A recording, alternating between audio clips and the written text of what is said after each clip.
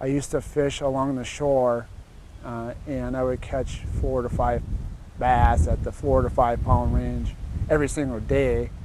And the fishing was just phenomenal out here. I mean, you could go out and catch buckets of crappies and bluegills.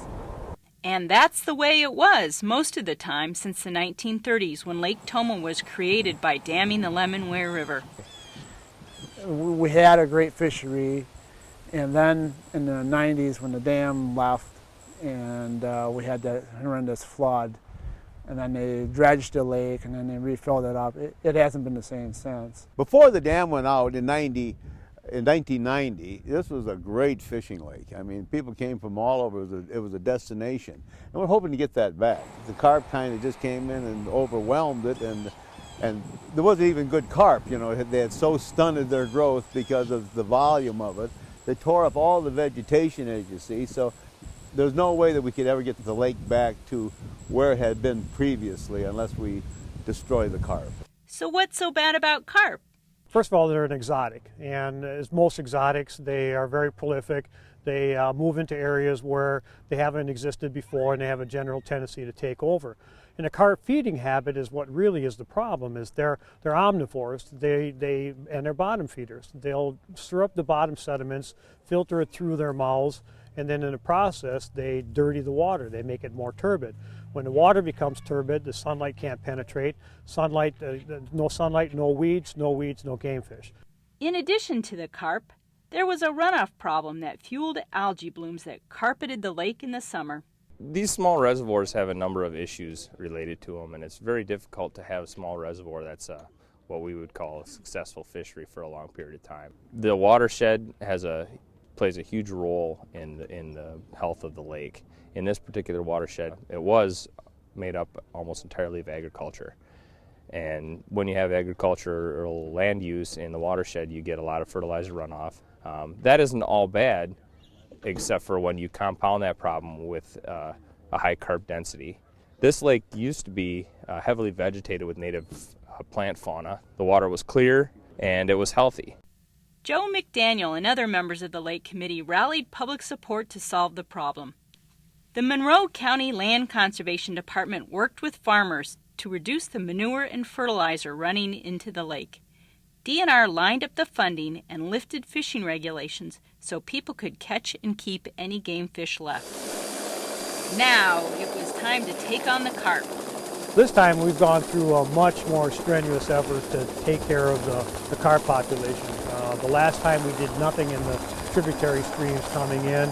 This time we have drip stations set up on any water body or any flowing water coming into the system. We're going to go ahead and treat that as well. Plus we're going to do a much better treatment on the lake. Drip stations are 55-gallon barrels filled with a mixture of rotenone and water. They were strategically placed in the tributaries. The mix dripped out of the rubber tubes in a measured dose to keep a constant level of rotenone in the water. So how exactly does that work? Well, rotenone is a naturally occurring product. It comes from South America, from the Darris plant.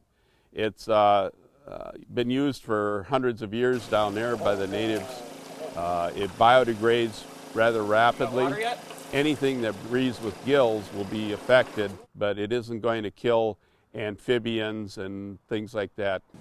So that was our plan for the ground. But we also came at the carp from the air.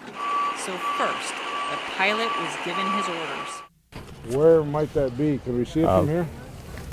Yes, it's this side of that. It's a dredge channel. We'd like to have that hit right away. Well, the helicopter is just going to make it easier for an application. Normally we would do this with boats, airboats, and this way that we can get a more consistent application because it's all based on spray rates and widths, and so we can get a very consistent, a very quick application to this lake. The whole thing was done with military precision. We monitored the rotenone application carefully and stopped it at the dam. But how do you do that? We put fathead minnows in cages and put them into the water and watched what happened.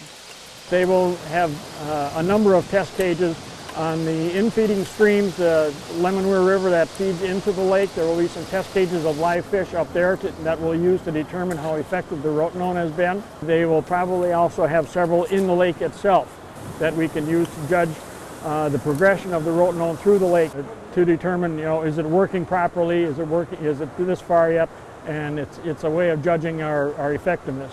There will also be test cages of live fish downstream from here to make sure that we're getting it neutralized and not continuing to kill fish where we don't want to. Things are going very well today. We've had no major problems. We've had the helicopter treatment has gone as planned, and the detoxification is also going very well.